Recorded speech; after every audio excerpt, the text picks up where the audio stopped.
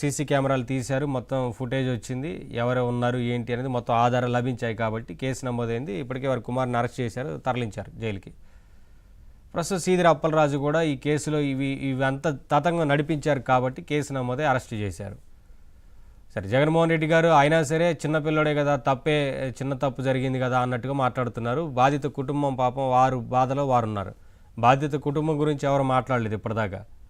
కేవలం ఈయన ఏదో చిన్న తప్పు చేసినట్టు చెప్తున్నారు. ఒక ప్రాణాన్ని బలి తీసుకున్నారు. సరే, ప్రమాదశాత్తు జరిగినా మళ్ళీ ఈ కేసు నుంచి బయటపడడానికి రకరకాలుగా క్రియేట్ చేయబోయారు. ఇదంతా వారికి తెలుసు. ఇవాళ అందుకని అరెస్ట్ చేశారు. మళ్ళీ ఇంకొక హంగామా చేస్తున్నారు కదా, ఏంటి సార్ ఇదంతా, ఎటువైపు వెళ్తున్నారా అనేది? నవీన్ గారు, ముందుగా మీకు, ఆనంద్ సాగర్ గారికి, ఏబిఎన్ వీక్షకులకు అందరికీ నమస్కారం. సీదిరి అప్పలరాజు ఇవాళ అసలు ప్రజాప్రతినిధిగా తగునా, అసలు ఒక వైద్యుడిగా తగునా? అప్పలరాజు ఇప్పుడు అలా అరెస్ట్ చేసి జైలుకి పంపడం కాదండి, అతని యొక్క మెడికల్ సర్టిఫికెట్ కూడా క్యాన్సిల్ చేయాలి. ఐఎంఏ దీనిపైన స్పందించాలి. ఇండియన్ మెడికల్ అసోసియేషన్ కూడా ఒక వైద్యుడిగా కూడా అతను పనికిరాడు, ఆయన పట్టా రద్దు చేయాలి అసలు యాక్చువల్గా. అంటే ఇప్పుడు రెండు కుటుంబాలు బలయ్యాయి మీరు అన్నట్టుగా. ఒకటి దానయ్య, ఆ కుటుంబం రోడ్డున పడి, మరోవైపు సిద్ధార్థ, అతనికి ఏ సంబంధం లేదు ఈ కేసులో. ఇతనేమో ఒక బీసీ, దానయ్య యాదవ కుటుంబం, అతనేమో బ్రాహ్మణ కుటుంబం నుంచి వచ్చిన. అంటే అటు సిద్ధార్థని తప్పుడు కేసులో ఇరికిచ్చి జైలుకి పంపటం, నీ కొడుకును కాపాడుకోవటం కోసం ఎన్ని తప్పులు చేశాడండి అప్పలరాజు, ఎన్ని కుట్రలు పాల్పడ్డాడు. ఇప్పుడు జగన్మోహన్ రెడ్డి ఏమంటాడు, అసలు ఆ పత్రిక లేకపోతే వాళ్ళ ఛానల్, వాళ్ళ మీడియా, వైసీపీ నాయకులంతా ఏమంటున్నారు, అక్రమ కేసు అంటున్నారు. అంటే ఇప్పుడు ఇది అక్రమ కేసు కాదు సార్. ఎవరైనా ఇక్కడ ఏం జరిగిందో అందరికీ తెలుసు. ఆ ప్రాంత ప్రజలకే కాదు, రాష్ట్రంలో అందరికీ తెలుసు, అర్థమైంది కదా. ఇంకా దీన్ని కూడా అక్రమ కేసు అని చెప్పి వెనకేసుకొస్తున్నారంటే ఏమనాలి సార్? ఎంత క్లియర్గా సీసీ ఫుటేజ్లో విజువల్స్ బయటపడ్డాయి. ఈ కేసులోంచి తప్పించాలనే ప్రయత్నం చేశారు అనేది సీదిరి అప్పలరాజు చాలా క్లియర్గా అర్థమైంది. తర్వాత కేసు నమోదైంది, అరెస్ట్ చేశారు. ఇంకా ఇందులో క్లియర్ కదా. అంటే డ్రైవింగ్ రాని కొడుక్కి ఆ బండి ఎందుకు ఇచ్చావు? నీ కొడుకు డ్రైవింగ్ రానప్పుడు ఎల్ఎల్ఆర్ అసలు ఎలా ఇచ్చారు? ముందు అధికారులపై, ఆర్టీఏ అధికారులపైన కూడా చర్యలు తీసుకోవాలి. అతనికి ఏ విధంగా ఎల్ఎల్ఆర్ ఇచ్చారు? ఉద్దేశపూర్వకంగా అతను బండి బయటకు తీసిన మాట వాస్తవం. ఉద్దేశపూర్వకంగా తనకు రాదని తెలిసి ఎలా నువ్వు ఆ బండి తీసుకొస్తావు, దాంతో గుద్ది చంపుతావు, ఒక కుటుంబం బలైంది. ఇప్పుడు హోమిసైడ్ సెక్షన్స్ ఎందుకు పెడతారు దీంట్లో? ఏదో పొరపాటున యాక్సిడెంట్ చేస్తే పొరపాట ఇది?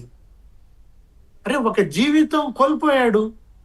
ఎవరు పసిపిల్లాడు నవీన్ గారు? 18 ఏళ్ళు అనే ఏదో చెప్తాడు జగన్మోహన్ రెడ్డి, లేకపోతే అప్పలరాజు, వీళ్ళందరూ కూడా. అక్కడ 16 నెలల పసికందు ఉంది. దానయ్యకి ఒక బిడ్డ 16 నెలలు, ఇంకో బిడ్డ 5 ఏళ్ళు. వాళ్ళ తండ్రిని కోల్పోయిన ఆ కుటుంబం, దానయ్య తల్లి కామమ్మ, భార్య ద్రౌపది, వాళ్ళ కష్టం ఇది కదా ఇవాళ అడ్రస్ చేయాల్సింది. జగన్మోహన్ రెడ్డి అయినా ఏ పార్టీ అయినా సరే, బాధిత కుటుంబానికి మీరు భరోసా ఇవ్వాలా, నిందితుల కుటుంబానికి భరోసా ఇవ్వాలా? ఇదెక్కడి పార్టీ? ఇదెక్కడి ప్రజాప్రతినిధులా? వీళ్ళు నేర ప్రతినిధులా? They are not people representatives, criminal representatives. వీళ్ళందరూ కూడా నేర ప్రతినిధులుగా, నేరస్తుల ప్రతినిధులుగా మాట్లాడుతున్నారు. జగన్మోహన్ రెడ్డి ఒక క్రిమినల్స్ రిప్రజెంటేటివ్ గా. లేకపోతే మొన్న ధర్మాన ప్రసాదరావు, ధర్మాన కృష్ణదాసు వెళ్ళి వాళ్ళని పరామర్శిస్తారు. ఇవాళ గడికోట శ్రీకాంత్ రెడ్డి మాట్లాడతాడు, ప్రశ్నించే గొంతునంటూ నొక్కుతున్నారంట. ఏది ప్రశ్నించే గొంతు ఇక్కడ? ఇక్కడ ప్రశ్నించే గొంతుకిను ఈ కేసుకి ఏమైనా సంబంధం ఉందా? అప్పలరాజును ప్రశ్నించమనండి, ప్రెస్ మీట్లు పెట్టమనండి, మాట్లాడమనండి. దానికి దీనికి ఏంటంటే సంబంధం?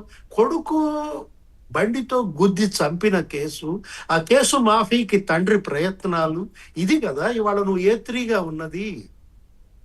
చట్టం ఎవరికి చుట్టం కాదు నవీన్ గారు. Law will take its own course of action. ఇది ఎవరు చెప్పారు? పివి నరసింహారావు గారు చెప్పారు కదా అనేక సందర్భాల్లో. ఇప్పుడు చట్టం చేతులు చాలా కాదు సార్, పొడవైనవి. మీకు కేసు చాలా క్లియర్గా తెలుస్తోంది. ఇందులో అక్రమ కేసు అని చెప్పడానికి కూడా లేదు. ఎందుకంటే తప్పించే ప్రయత్నం చేశారు. చాలా క్లియర్గా సీసీ ఫుటేజ్లు అన్నీ బయటపడ్డాయి. వేరే వ్యక్తిని తీసుకొచ్చి వారే కేసులో పెట్టించారు కదా, అది వారికి కూడా తెలుసు కదా. ఇప్పుడు అనవసరంగా ఆ కుటుంబానికి ఇబ్బంది కలిగించారు, ఇటు బాధిత కుటుంబం ఉన్నారు. అదే 7.5 లక్షలు ఇదేదో ఇస్తానన్నాడు. ఇదేదో ముందే తీసుకెళ్ళి ఆ లొంగిపోయినట్లయితే ఆ నోటీస్ ఏదో వారికే ఇచ్చి పంపించారేమో, కేసు ఇక్కడ దాకా కూడా ఉండకపోయేదేమో అసలు. ఆ సిద్ధార్థ కుటుంబానికి 7.5 లక్షలు ఇస్తాను, ఈ కేసు నేను ఎత్తినేసుకో. ఆ? అదేదో 1 లక్ష ఇచ్చినట్టుగా, ఆ తర్వాత మిగతా డబ్బులు లోకాయుక్తలో కేసు తేలినాకి ఇచ్చినట్టుగా. ఈ కుటుంబం ఏది, నిన్న మీరు చూశారు కదా ఆ కామమ్మ వీడియో, ₹1,00,000 ఇస్తానన్నాడు, నా కోడలంట వాళ్ళ ఇంట్లో వచ్చి పనిచేయాలంట. ఆ? అదేదో నేనే చేస్తా అంది. చూసారా, ఏది ఆ ₹1,00,000 ఏదో నేనే ఇస్తాను కామమ్మ అంటోంది. మరి నీ భార్యను తీసుకొచ్చి కామమ్మ ఇంట్లో పనిచేస్తావా? ఎవరు ఆ కుటుంబానికి ఇవాళ రక్షణ? ప్రజాప్రతినిధిగా ఇవాళ అసలు తన అనర్హుడు, ఏది వైద్యుడిగా అనర్హుడు అంటోంది. అదే హోమిసైడ్ సెక్షన్ ఎందుకు పెడతారు అని అడుగుతున్నాడు జగన్మోహన్ రెడ్డి. మొన్న ఆ ట్వీట్ లో అదే, ప్రెస్ మీట్ లో అదే. అది సుప్రీంకోర్టు పెట్టిందయ్యా. నెగ్లిజెన్స్ డ్రైవింగ్ అవునా కాదా? కాజింగ్ డెత్ జరిగిందా లేదా? చనిపోయిన తర్వాత ఆ శవాన్ని వదిలేసి వెళ్ళిపోయారా లేదా మీరు? అదే లొంగిపోవాలి, లొంగిపోకుండా ఇదంతా చేశారు కదా.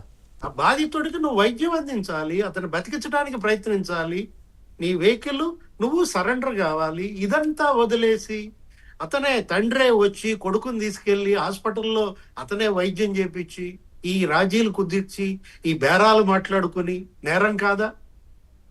ఇది ఇది అక్రమ కేసు ఎలా అవుతుంది? హోమిసైడ్ సెక్షన్ ఎలా పెడతావు అని జగన్మోహన్ రెడ్డి ఎవరిని ప్రశ్నించాలి? ఈ ప్రభుత్వాన్ని, చంద్రబాబునో లేకపోతే డీజీపీనో వీళ్ళని కాదు ఆయన ప్రశ్నించాల్సింది. జగన్మోహన్ రెడ్డి సుప్రీంకోర్టును ప్రశ్నించాలి. సుప్రీంకోర్టు ఇచ్చిన ఆదేశాలు వీళ్ళు అమలు చేశారు. ఏది ఈ హిట్ అండ్ రన్ కేసుల్లో ఈ విధంగా ఏది గుద్ది గనక పారిపోతే, పట్టించుకోకపోతే, బాధిత కుటుంబానికి అండగా నిలబడకపోతే